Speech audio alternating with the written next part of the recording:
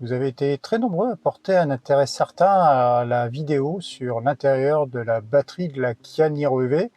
D'ailleurs, je vais remettre le lien ici quelque part, là, par là.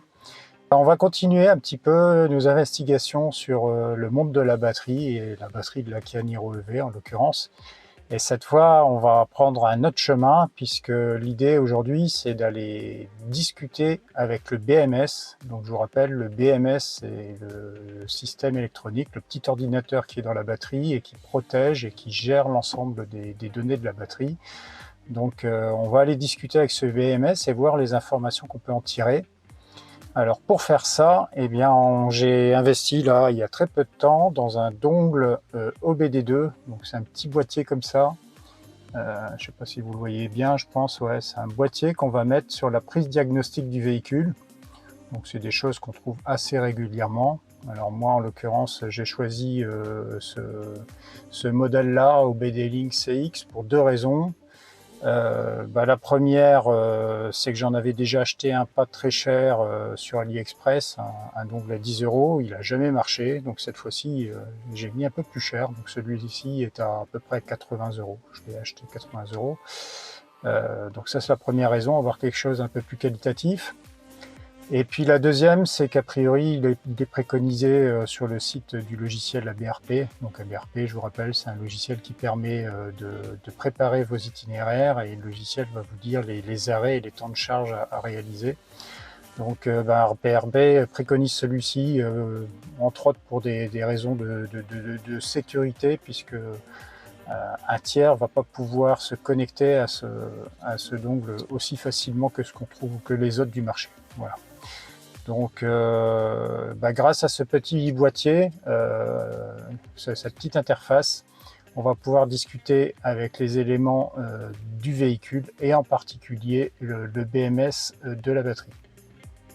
Alors maintenant, pour installer ce dongle OBD dans le Kia Niro EV, comme vous voyez déjà, c'est un dongle qui est assez petit et la prise diagnostique dans la Kia Niro EV se situe ici, là. Je ne sais pas si vous voyez bien, en bas à gauche. Donc vous voyez, là, il y a une trappe.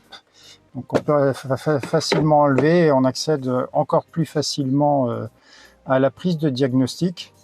Et on va simplement mettre le dongle. Hop, voilà, dans la prise, il est directement alimenté par la prise. Et là, on voit que le BLE est actif. Et quand vous allez avoir des transmissions avec votre téléphone, et vous allez voir cette prise, là c'est le cas. Vous allez voir cette LED rouge qui va s'allumer. Ça veut dire qu'il y a des échanges qui sont réalisés et des lectures, écritures qui sont faites. Ce que j'ai oublié de vous dire, c'est comment on va lire et se connecter à cette interface OBD2. Eh bien, ça va être grâce à votre smartphone, Android ou iOS, et à une application particulière qui est capable de s'y connecter et de gérer les protocoles particuliers, les protocoles CAN en particulier, qui sont sur le système de diagnostic du véhicule. J'ai essayé un logiciel qui est très connu sur Android qui s'appelle Torque, donc Torque Lite, et en l'occurrence j'ai pas réussi à le faire marcher moi avec cette interface OBD Link CX, donc c'est peut-être le fait que ce soit du BLE qui gagne pas. Donc laissez-moi des commentaires si vous avez pu faire marcher Torque Lite avec un OBD Link CX, avec un dongle en BLE. Moi j'ai pas réussi.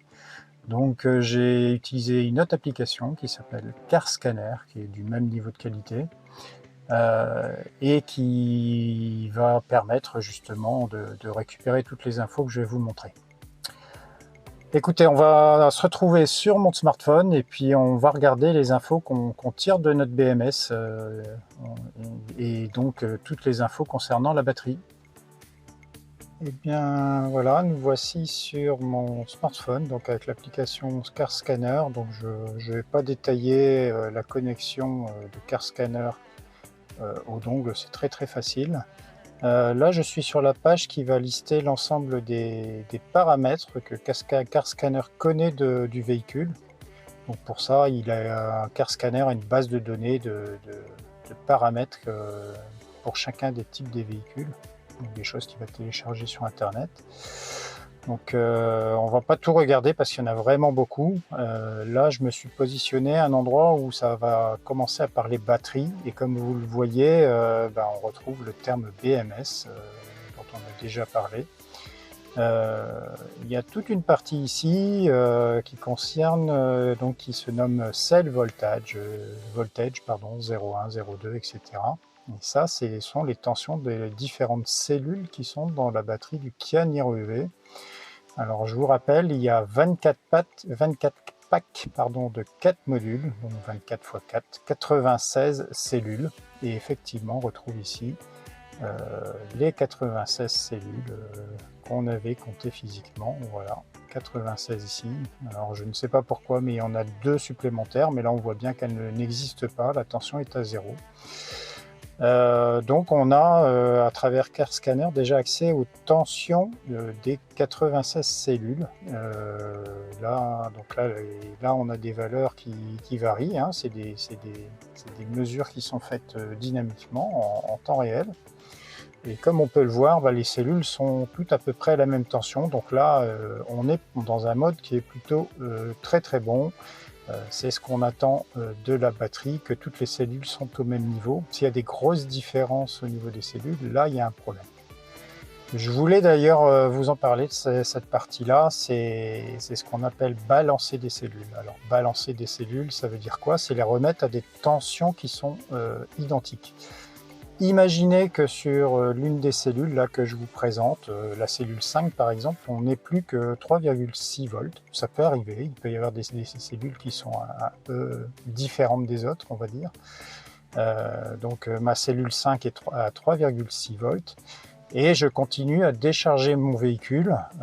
Donc là, il est à peu près à 55%, je crois, on va le voir après. Je continue à utiliser mon véhicule et je décharge ma batterie. Eh bien, la problématique, c'est que la cellule 5, qui est à 3,5 volts, elle va avoir sa tension qui va continuer à chuter plus vite que les autres cellules. Et le BMS, pour protéger l'ensemble des cellules, va arrêter le fonctionnement de la batterie du fait que la cellule numéro 5 aura une tension qui va tomber sous un minimum. Et à cause de cette simple cellule numéro 5 qui a une tension plus faible que les autres, eh bien votre batterie va devoir se mettre en protection. Donc c'est la tension de la cellule la plus faible qui va déclencher l'arrêt du fonctionnement de la batterie. Donc il faut que toutes ces cellules soient à peu près à la même tension. Alors je viens vous en parler, il y a un système qui s'appelle le balancement des batteries. Le BMS est en capacité de recharger indépendamment chacune des cellules si c'est nécessaire pour retomber sur des systèmes qui ont des cellules de tension identique. Donc comme vous le voyez, le BMS c'est lire les tensions. Donc il y a un fil qui va du BMS vers la cellule, et à travers ce fil, il va également pouvoir injecter un petit peu de courant, donc c'est beaucoup plus faible qu'une recharge normale, mais petit à petit, il va pouvoir rattraper le niveau de charge indépendamment sur chacune des cellules. C'est ce qu'on appelle balancer les cellules d'une batterie. Alors par contre, ce fonctionnement-là, la balance des cellules ne va se faire que quand la batterie est chargée à 100%. Donc ce qui est à noter, c'est que charger de temps en temps la batterie à 100% est un élément important pour garder votre batterie à la pleine capacité, car ça va permettre de lancer la balance de ces cellules. En sens inverse, il ne faut pas charger tout le temps à 100%, puisque là, on va dégrader plus rapidement toutes les cellules de la batterie. Donc l'idée, c'est plutôt de charger votre batterie à 80% la majorité du temps, et peut-être tous les 2 mois, par exemple, de faire une charge complète. Et pendant cette charge complète, le BMS va lancer une balance des cellules si c'est nécessaire. CarScanner est également capable de nous fournir d'autres informations sur la batterie. Il y en a d'ailleurs beaucoup. Alors, première chose qu'il va pouvoir par exemple nous donner, c'est la tension complète de la batterie, donc 366 volts en l'occurrence ici. Euh, donc c'est le cumul de toutes les tensions des cellules qui sont en dessous. On peut voir également ici des notions de température, et là c'est la température des réchauffeurs de la batterie. Donc c'est le système qui est utilisé pour préconditionner la batterie, la mettre en température avant d'arriver à une station de recharge. Et là, ben, le système de réchauffement, de préconditionnement est à 10 degrés. Et comme on peut le voir en dessous, ben, c'est la température de l'ensemble de la batterie, hein, ce qui veut dire que le réchauffeur n'est pas du tout actif. On a quelques autres infos. Alors, comme vous le voyez, il y a des mesures de température qui sont faites à différents endroits du pack batterie. Là, on en voit 4 différentes, donc on est plutôt à 9 degrés. On voit également la température du système de refroidissement, qui est un système liquide, hein, on l'avait vu. Donc le système de refroidissement est à 11 degrés, donc encore une fois, bah, une température équivalente à la température ambiante. La voiture n'a pas roulé, la voiture n'a pas subi non plus de préconditionnement.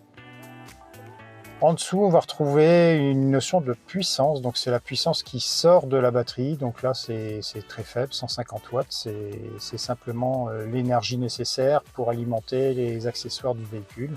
On a des informations sur le relais principal qu'on avait vu dans la principale vidéo, donc j'imagine que ça veut dire qu'il est fermé, c'est-à-dire que le courant passe, sinon ça ne fonctionnerait pas.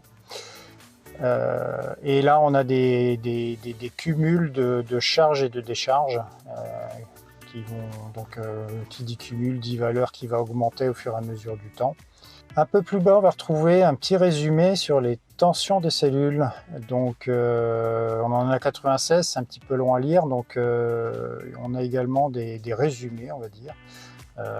Où là, par exemple, on a la tension maximum des cellules, donc 3,82 V, avec la cellule qui correspond. Donc, c'est la cellule numéro 24 qui présente la tension la plus forte. Et on a une tension minimale sur toutes les cellules qui est 3,8 V, avec un minimum qui varie, là, qui passe de cellule en cellule. On le voit changer tout le temps. Ça c'est bien, donc ça veut dire qu'il n'y a pas une seule cellule du pack qui a une tension minimale et qui devrait être balancée. Donc c'est plutôt un bon signe que cette valeur change.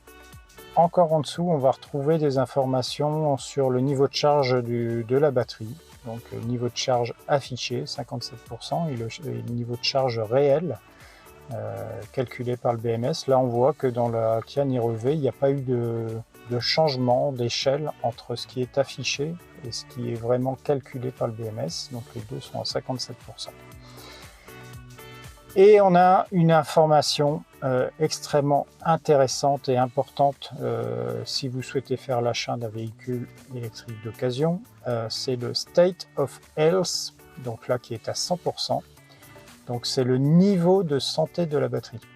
Donc ce niveau de santé de la batterie dépend de tout un tas de paramètres, et en particulier le fait que toutes les cellules sont usées de la même façon, qu'elles présentent en général une tension identique. Enfin, tout un tas de paramètres qui est pris en compte par le BMS et qui lui permet justement de calculer ce facteur de santé de la batterie. Donc c'est une formule mathématique un peu complexe. Je ne saurais pas trop vous dire comment ça fonctionne. En l'occurrence, par contre, c'est quelque chose qui va vous donner une indication sur le fait que la batterie est en bonne santé ou est plutôt usée. Donc pour un véhicule neuf, bien sûr, on va avoir un niveau à 100%. Normalement, ce niveau va se dégrader au fur et à mesure des années et de l'usage de votre véhicule. On va quand même profiter pour aller un petit peu plus loin là, avec Car Scanner, maintenant qu'on est dans tous les paramètres. Et on va regarder ce qu'on retrouve comme autre information. Là, par exemple, sur la partie VMCU, je vais avoir des informations sur la batterie 12 volts, et en particulier sa tension. Idem, hein, là je vais vous faire un lien sur la vidéo qui correspondait à cette notion de batterie auxiliaire. La tension de cette batterie, c'est quand même intéressant de la mettre sous contrôle, parce qu'on peut se retrouver avec une batterie secondaire complètement vide. Voilà. En dessous également, on a des informations de température à l'intérieur du véhicule, à l'extérieur du véhicule. On retrouve également d'autres choses là sur la partie HVAC par exemple. HVAC, donc c'est le système de climatisation, des températures de refroidisseur, de liquide de refroidissement. Et enfin, on retrouve aussi à la fin de la liste encore des informations sur la batterie qui sont données par le BMS. Et on peut retrouver entre autres, pareil, des informations qui pourraient être utiles pour l'achat d'un véhicule d'occasion. C'est le temps d'utilisation de la batterie, donc 2428 heures déjà de mon côté. Également des notions de température. Alors je pense que la température PRA justement, c'est la température minimale à laquelle la batterie va pouvoir entre autres se recharger à pleine puissance, mais également fournir sa pleine puissance. Donc là, a priori, c'est fixé à 24 degrés. Bien, ben voilà, on a regardé un petit peu tous les paramètres qu'on pouvait récupérer à travers Car Scanner et l'interface OBD2. Donc comme vous le voyez, c'est quand même, on a vraiment beaucoup de choses accessibles. Et on a en particulier des choses qui peuvent être intéressantes lors de l'achat d'un véhicule électrique. Donc là, on a regardé sur un Kia Niro EV, mais c'est des choses qu'on peut retrouver sur tous les véhicules électriques. Et alors avec des niveaux de détail plus ou moins élevés, je ne peux pas vous assurer que le fameux SOH, State of Health, est effectivement disponible pour tous les véhicules. Mais en tout cas, voilà, ça, avec un faible investissement, vous êtes en mesure de regarder l'état de santé d'une batterie. J'espère que ces informations vous auront été utiles et je vous souhaite un bon week-end.